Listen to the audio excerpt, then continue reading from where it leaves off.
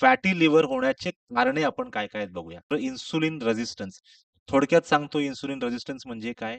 बऱ्याचदा व्यायाम न केल्यामुळे, लाईफस्टाईल खूप गडबड असल्यामुळे, दारू पिण्यामुळे, व्यसन केल्यामुळे, चरबीयुक्त जेवण, हाय फॅट डायट, हाय कार्बोहायड्रेट डायट केल्यामुळे तुमच्या पॅनक्रियाजमध्ये जे इन्सुलिन तयार होतं त्याच्यावर फार लोड पडतो.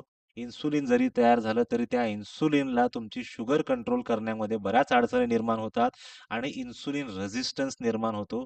म्हणजे याचा अर्थ तुमची शुगर कंट्रोल करायला त्या इन्सुलिनला बराच त्रास होतो आणि ते बऱ्यापैकी फेल व्हायला सुरू होतं म्हणून तुमची शुगर हळू वाढायला लागते. हे प्री डायबिटिक कंडिशन आहे आणि इन्सुलिन रेझिस्टन्स जर ओळखायचं असेल कोणामध्ये, तर मानेवर काळा पट्टा दिसतो त्याला अकॅन्थोसिस निग्रिकान्स असं म्हटलं जातं मेडिकल लँग्वेजमध्ये. ओके. किंवा त्याला आपण डॉग बँड इंग्लिशमध्ये म्हणतो. मानेवर असा काळसट पट्टा दिसतो एकदम सडनली. डिफरन्शिएट तुम्ही इझिली करू शकाल. काही-काहींना चामखिळी निर्माण होतात मानेवरती. हे जे इन्सुलिन रेझिस्टन्सचे काही लक्षणे आहेत.